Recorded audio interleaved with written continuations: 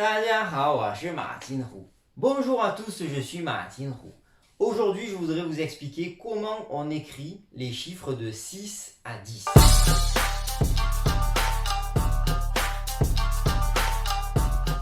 Pour 0 à 5, je vous renvoie à ma vidéo que j'ai déjà faite précédemment. 6 à 10, comment ça s'écrit? Pour la prononciation, bien sûr, et la gestuelle des chiffres, je vous renvoie à mes autres vidéos qui portent sur cela.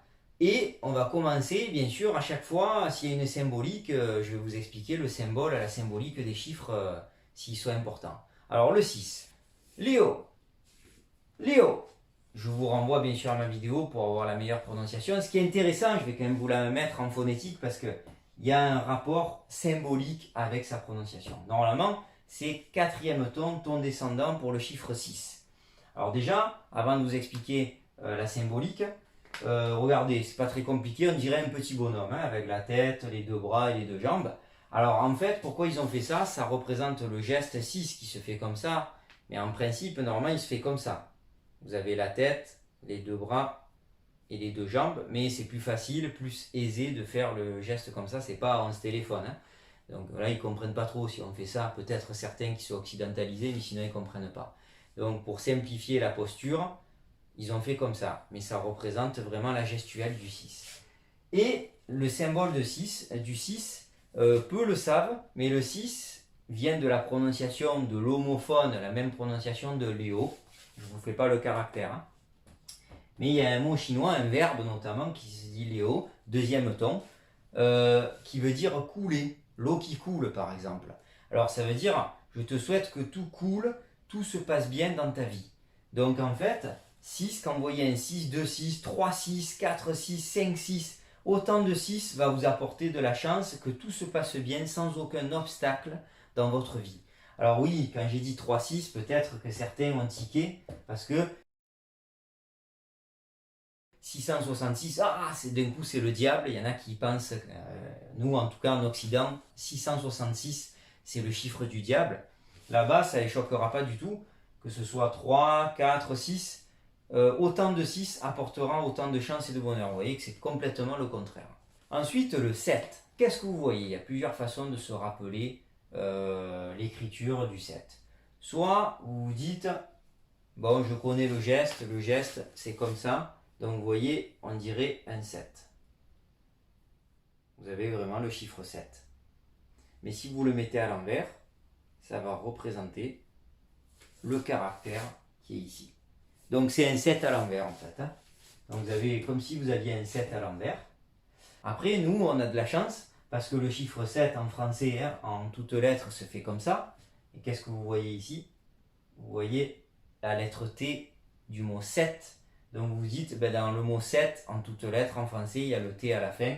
Donc ça ressemble un peu à la lettre T, hein, donc du chiffre 7. Voilà au niveau des techniques pour se rappeler du chiffre 7. Pas de symbolique particulière. On passe au 8. Alors ici, attention, ne me faites pas ceci. Ça, c'est le caractère de l'être humain. Et ne les collez pas, parce que ça, c'est l'être humain à l'envers. Ça veut dire entrer, pénétrer, entrer dans une pièce, par exemple. Dans le mot une entrée, si vous visitez un monument, il y aura la clé de la bouche à côté, hein, un carré. Ça veut dire une entrée. Donc c'est ce trait un peu plus court que celui-ci. Après, il y en a qui font une graphie un peu plus arrondie comme ça. Vous pouvez le voir comme ceci aussi. Qu'est-ce que ça représente? Déjà, au niveau du caractère, c'est assez simple à retenir. Le chiffre 8, le geste est comme ceci. Alors souvent, je l'ai dit dans ma vidéo sur la gestuelle, qu'on confond avec le chiffre 2 parce qu'on utilise deux doigts. Mais en fait, ils ont représenté le caractère 8. Alors là, c'est vrai que c'est mon doigt le plus long. On pourrait penser que c'est ce trait le plus long. C'est comme si c'était fait comme ça. Et là, vous avez le pouce qui est le doigt ici plus court que l'index. Donc, un trait, deux traits, ça représente le chiffre 8. C'est pour cela qu'ils le font comme ça au niveau de la gestuelle. Et le 8, sachez-le, le 8, c'est la représentation, bien sûr, c'est la prospérité. Plus il y a de 8 dans des numéros de chambre, plaque d'immatriculation, numéro de téléphone, parce que oui, les Chinois choisissent leur numéro de portable. Ils essaieront donc d'éviter le 4. Je vous renvoie à ma vidéo sur les chiffres de 0 à 5 pour la symbolique du 4. Ils vont avoir un maximum, ils vont essayer d'avoir un maximum de 8. Sachez que les premiers numéros de téléphone portable qui ont été vendus il y a plusieurs années, tous les grands milliardaires et millionnaires ont essayé d'avoir le maximum de 8, mais ça coûtait pas 15 ou 20 euros le numéro de téléphone, ça a coûté des millions de yuans. Pareil pour les plaques d'immatriculation, bon, s'il peut se payer le milliardaire, bien sûr, une Ferrari ou autre, il va se payer une plaque d'immatriculation à plusieurs millions de yuans parce qu'il voulait le maximum de 8 ou tous les 8 possibles inimaginables parce qu'ils sont superstitieux. Donc le 8, c'est la prospérité, la richesse et un peu la chance en même temps. Le 9, alors le 9, on dirait un peu la lettre R. Alors dans le mot 9, N-E-U-F, en toutes lettres, il n'y a pas le R, mais beaucoup me disent, monsieur, on dirait le R de l'alphabet. On enlève juste la boucle et ça fait le chiffre 9 en chinois. C'est vrai. Sachez aussi que le 9 qui se dit Tio, représente ceci au niveau de la gestuelle. Alors on pourrait imaginer juste un trait ici et ici la vague pour le 9. Mais ce qui est intéressant, c'est que ça forme ce crochet parce que Tio, le chiffre 9, c'est ici un dragon. C'est pour ça que ça serpente un peu. C'est la représentation du dragon. Donc vous voyez que le 9 ici c'est le dragon. Très souvent pour l'empereur, vous avez le dragon ici sur mon t-shirt, si vous allez dans la cité interdite ou dans différents palais qui appartenaient à l'empereur de Chine, le chiffre 9 c'était le chiffre de l'empereur, du dragon par extension parce que 9 dragons à chaque fois il y avait, les 9 dragons c'était l'empereur. Et Tio, qui est la prononciation bien sûr du chiffre 9, aussi il y a un mot en chinois qui se dit Tio, qui veut dire longévité, longue vie. Parce que l'empereur, bien sûr, comme les rois de France, voulait vivre éternellement. Il était considéré comme un demi-dieu. Donc, longévité, longue vie à l'empereur, chiffre 9, chiffre de l'empereur et chiffre de la longévité. Sachez-le. Voilà pour le chiffre 9. Et on termine avec le 10 qui est très facile, il n'a pas forcément de symbolique particulière. C'est tout simplement une croix, alors c'est pas la croix du Christ, parce que la croix du Christ, ça serait ce trait-là beaucoup plus court que celui-là. Là c'est à peu près égal, c'est un peu le signe plus. Pourquoi ? Tout simplement parce que quand ils font le geste, tout simplement, ils font ça les Chinois. Donc ils représentent le chiffre 10.